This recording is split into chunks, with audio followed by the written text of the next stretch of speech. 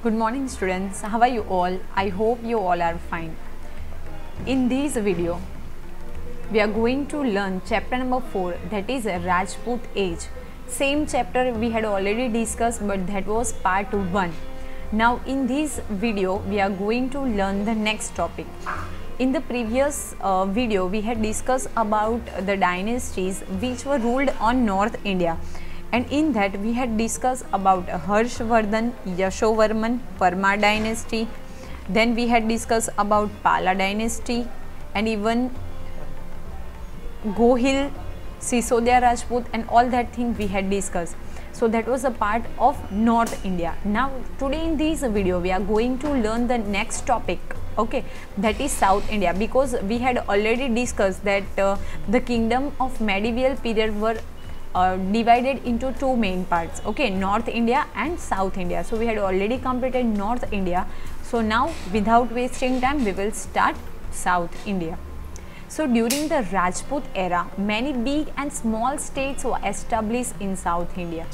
It is very important that we had already discussed कि वहाँ पे कौन सा एरा था, मतलब कौन सा जो किंग्स थे वो रूल करते थे, तो Rajput Kings. And during that era many big and small states were there. Not only the small states but so many big states were also there, because we had discussed कि कोई king अगर किसी की death हो जाए और king नहीं हो तो वो क्या करते थे, जो भी landlords थे वो अपना अपना क्या बना लेते थे, एरिया सेट कर देते थे. तो so many big states were there. After the demise of Pulkesi II, his vast empire disintegrated into smaller states. After the demise of Pulkesi II, मतलब Pulkesi II के जाने के बाद what happened? His vast empire. Empire मतलब उसका जो राज्य था वो, उसका जो kingdom था वो, vast मतलब very huge, okay. डिसइंटीग्रेटेड मतलब डिवाइड हो जाना, किस में, इनटू स्मॉलर स्टेट्स. एक बहुत बड़ा किंगडम जो था वो छोटे छोटे छोटे में क्या हो गया, स्मॉलर स्टेट्स में डिवाइड हो गया. The reason of many rulers of Chalukya dynasty is noteworthy. Noteworthy मतलब वेरी इंपॉर्टेंट, जिसकी हमें नोट करनी पड़े. वैसे किसकी, if you are talking about Chalukya dynasty, तो चालुक्य डायनेस्टीज जो थी उसके जो रूलर्स थे they played an important role, so we have to consider them. Means उन लोगों का जो भी time था that was very noteworthy. The kingdoms of the Pallava and Chola dynasties are also included in the state of South India. We had already discussed in North India that Pallava and Chola dynasties both were the part of North India, but these both dynasties, which dynasties, तो Pallava dynasties and Chola dynasties, both are included into the south part also, means they both were the part of South India. Narasimhavarma was a strong ruler of Pallava dynasty. It is very important friends and students. यहाँ पे आपको बहुत ज़्यादा मतलब ध्यान देना पड़ेगा कि कौन सा किंग कौन से डायनेस्टी को बिलोंग करता है. Definitely it will be there in your exam in the form of matching. One side the name of the king is given and another side the dynasty's name will be there, and you have to match it according to the proper king and proper dynasty. So if you are talking about Pallava dynasty, so the most powerful king was Narasimhavarma, okay. So Narasimhavarma was a strong ruler, or we can say powerful ruler of Pallava dynasty. The emperor of these dynasty were lovers of art and literature. That is also very important. जितने भी Kings थे कौन सी dynasty के, Chola dynasty के and Pallava dynasty के, so they were lover of art and literature. मतलब उन लोगों को आर्ट मतलब जो भी ड्राइंग्स वो सब था वो, एंड लिटरेचर, लिटरेचर मतलब साहित्य. Now all kind of literature we can consider generally, but if you are talking तो उसमें Hindi literature and Sanskrit literature, और अगर मुस्लिम किंग है तो वहाँ पे उर्दू और फारसी लिटरेचर भी आएगा, okay. The Kailasanatha temple of Kanchi is the best example of Pallava architecture. It is also very important. फिलिप्स में भी आएगा या ट्रू फॉल्स में भी आ सकता है. That which architecture is the best example of Pallava architecture. तो which place, so that Kailasanath temple, जो कैलासनाथ टेम्पल है वो कौन सी डायनेस्टी का, तो पल्लवा डायनेस्टी के आर्किटेक्चर का बेस्ट एग्जाम्पल है. क्या yes, the Kailash Nath temple. Why? क्योंकि आर्ट में हम लोग कंस्ट्रक्शन भी काउंट करेंगे। Later on you come to know in the next chapters कि कौन कौन से टेम्पल्स उन लोगों ने बनाए थे, कौन कौन से फोर्ट्स बनाए थे, पैलेसेस बनाए थे, everything. So best example of Pallava architecture, yes, the Kailash Nath temple. The Chola dynasty ruled in south. Tanjore was their capital. Again, it's very important if we are talking about Chola dynasty. So the capital of Chola dynasty was Tanjore or Tanjore. Tanjore was their capital. अभी एक चीज़ आपके mind में set कर लो, जितनी भी dynasties आएगी वो हर एक डायनेस्टी का अलग अलग कैपिटल होगा। Presently if we are talking, so we are living in a country India, so we have our capital. कौन सा कैपिटल है इंडिया का? Not Delhi, new Delhi. Okay, so new Delhi is the capital of India.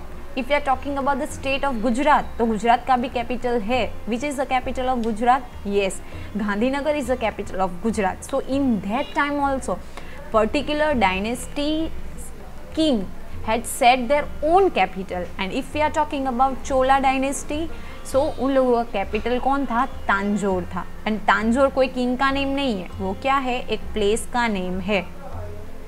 The rulers of Chola dynasty attracted Ceylon and annexed many territories. ये जो salon है वो present Sri Lanka है। तो एनेक्स्ड करना मतलब कैप्चर्ड कर लेना, और टेरिटरीज जो थी मतलब जो श्रीलंका आज प्रेजेंट है, एनेक्स्ड करना मतलब लड़ाई करके अगर वो किंग हार जाता है सामने वाला तो उसके जो प्लेसेस है वो ले लेना, that is annexed. Okay, so many जो प्लेसेस थे उन लोगों ने कैप्चर कर लिए थे। The Cholas had powerful navy because of which they could attack countries even across the sea. Navy मतलब ऐसा एक मिलिटरी ग्रुप जो सी के अंदर बैटल कर सके। सोचो कि चोला डायनेस्टी की हम लोग बात करें, that is a medieval period, and presently we are living in the 21st century. तो वो टाइम पे उन लोगों के पास इतने पावरफुल नेवी थे कि see it is written here, they could attack countries even across the sea, मतलब सी को क्रॉस करके भी वो दूसरी कंट्रीज में जाते थे और वहाँ पे अटैक करते थे। प्रेजेंट तो हम लोग करते ही है because we have the navy power, but वो टाइम पे भी वो लोग करते थे, तो दैट इज़ वेरी इंपॉर्टेंट। यहाँ से भी क्वेश्चन आ सकता है that during which dynasty we find the powerful navy. So during the Chola dynasty, Rajaraja first adopted a very systematic way of administration in his state. Here also it is very important कि first time अगर हम लोग administration की बात करें तो who adopted? So Rajaraja first. Friends, history आपको जो है वो confuse करेगी if you are not pay attention properly. He started with the measurement of land and local self government. तो यहाँ से question हो सकता है that who had first adopted the measurement of land and social self-government. So Rajaraja first. Apart from that, the Rashtrakuta, Chera and Pandya dynasties also ruled in South India. Not only Chola dynasty but Rashtrakuta, Chera and Pandya dynasties were also ruled in South India. So it is evident that many dynasties ruled at different places during the Rajput age. Evident मतलब क्या? Proof. Okay, तो एक ही time पे, अभी ऐसा नहीं है कि इंडिया में नॉर्थ में जो है वो राजपूत है तो साउथ में कोई और डायनेस्टी होगी, right? So we have lots of evident about that thing. There were frequent battles between them to annexed each others areas. Annexed करना मतलब कैप्चर्ड कर लेना, ले लेना। एंड अगर हम हिस्ट्री की बात करें तो आपको later on also you come to know कि जो भी किंग होते थे they were busy in fighting only, एक दूसरे के साथ फाइट करके अपना जो किंगडम है उसको स्प्रेड करना। ओके, वो ही उन लोगों का मेन एम था। इसीलिए यहाँ पे लिखा है कि फ्रीक्वेंट मतलब होते ही रहते थे battles between them. Why, what was the purpose? So to annexed each others areas, जो भी एरियाज है एक दूसरे के वो कैप्चर्ड कर लेते थे। Due to the internal conflicts, internal मतलब अंदर अंदर की, और कॉन्फ्लिक्ट मतलब लड़ाई झगड़ा। There were no unity among them, definitely एक ऐसा बोलेगा, एक वैसा बोलेगा, एक ऐसा बोलेगा, तो वो लोग क्या करते थे, एक दूसरे के अंदर ही उन लोगों की यूनिटी नहीं है। You know very well we are saying that unity is a strength, but unity नहीं थी इसकी। वो जो इसकी वजह से क्या होता था कि जो दूसरे किंग्स थे वो उनका क्या करते थे, प्रॉफिट लेते थे। फॉरेन इन्वेंडर्स टूक एडवांटेज ऑफ दिस, मतलब जो फॉरेन कंट्रीज़ वाले थे उन लोगों ने इसका क्या उठाया, एडवांटेज उठाया। We will discuss the administration and culture during the Rajput era in the next unit, and in the next chapter we will learn about the administration, culture, even the social and political life of Rajput era in the next video and next chapter. Rashtrakutas ruled South India, and if we are talking about Rashtrakuta, तो वो कहाँ पे था, उन लोगों ने कहाँ पे रूल किया, साउथ इंडिया में किया। With the fall of Chalukya dynasty Rashtrakuta came to power. अभी जो चालुक्य डायनेस्टी जो है वो वीक हो गए, तो उसके बाद कौन आया, so Rashtrakutas. Rashtrakuta means head of the state और एरिया। हियर ऑल्सो क्वेश्चन आ सकता है कि राष्ट्रकूटा का मीनिंग क्या है, तो head of a state, head मतलब a leader of a state और एरिया, कोई एक पर्टिकुलर स्टेट या तो पर्टिकुलर एरिया का हेड, उसको हम क्या बोलेंगे, Rashtrakuta. It is believed that the founder of the dynasty was an officer of that community and hence the dynasty was named after him. What was the belief behind it? That this dynasty, मतलब राष्ट्रकूटा की जो dynasty थी, it was founded by an officer. Officer मतलब head, okay, of the community. एक community थी मतलब एक group था, उसके एक ऑफिसर ने मतलब एक लीडर ने फाइंड किया था, एंड दैट्स वाई उन लोगों का नेम क्या बना, राष्ट्रकूटा बना। Out of many rulers Govind third was a most powerful king. तो if you are talking about Rashtrakuta, तो who was a most powerful king, so Govind third was a most powerful king. In the 8th century, he established a powerful kingdom in the Deccan. Later on, we come to know in the upcoming chapters, but you have to remember here that in the 8th century, मतलब 8th century में उसने एक powerful kingdom establish किया। वो कहाँ पे था, तो डेक्कन में। Who?